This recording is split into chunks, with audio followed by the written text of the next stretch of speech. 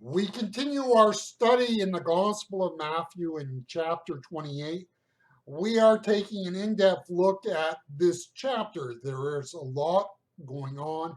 We find ourselves in this chapter at Matthew chapter 28 at verse 6, reading from the New Revised Standard Version, verse 6.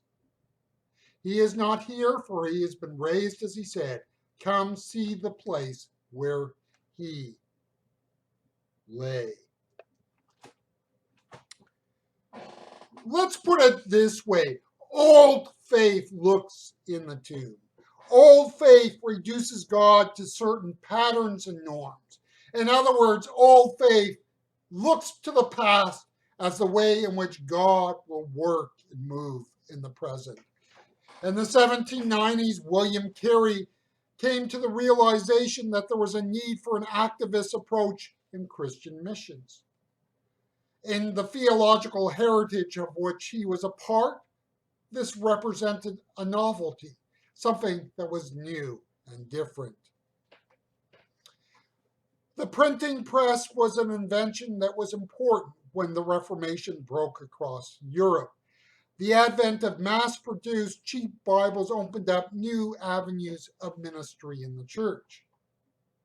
Needless to say, this was not the way the things have been done in the church of the Middle Ages. And there was a reason why it wasn't done that way, because Bibles were expensive. And so this newfangled way of doing things did not go over well with all people in the church. God refuses to be held to doing things as they have been done. You see, the church gets in trouble all too often because we are looking in the tomb. We need to read this verse in the full knowledge that Jesus did not hide the truth of his resurrection. I'm saying on one level, we have to read this with the knowledge that these people should have and could have known better.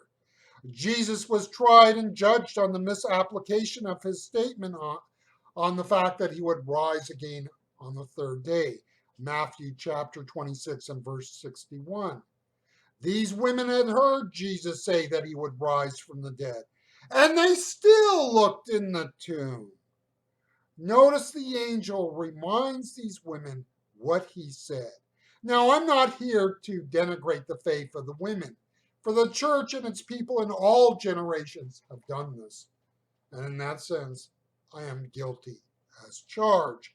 The biggest hindrance to the church in any age is the past. In particular, what worked well in the past will work well in the present.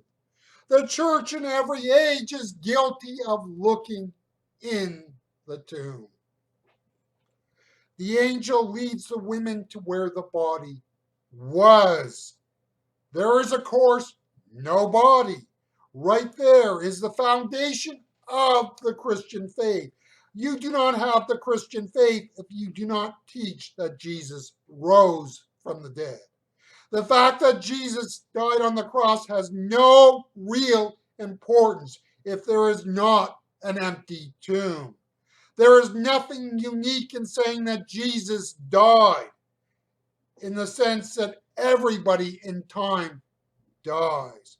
The resurrection at the same time cannot be separated from his death, for the resurrection has its meaning defined by his death.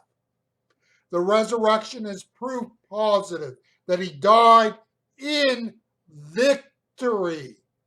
It is proof that sin, death, hell, and the devil are defeated. And the New International Version, we have the words, he said, which are theologically significant words. These speak of the fact that Jesus was in control. This is important, for it means that no one could do anything to Jesus which was outside of the will and plan of God. To the eyes of non-faith, the death of Jesus can be seen as a great defeat. The resurrection of Jesus says that it was a great victory. You see, the great principle in faith is that in death there is life. In the dying to self, our wishes, our plans, and ambitions, life, true life, eternal life is found.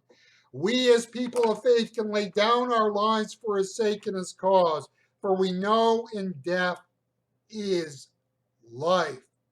We know that, for in the tomb was the grave closed, not the body of Jesus.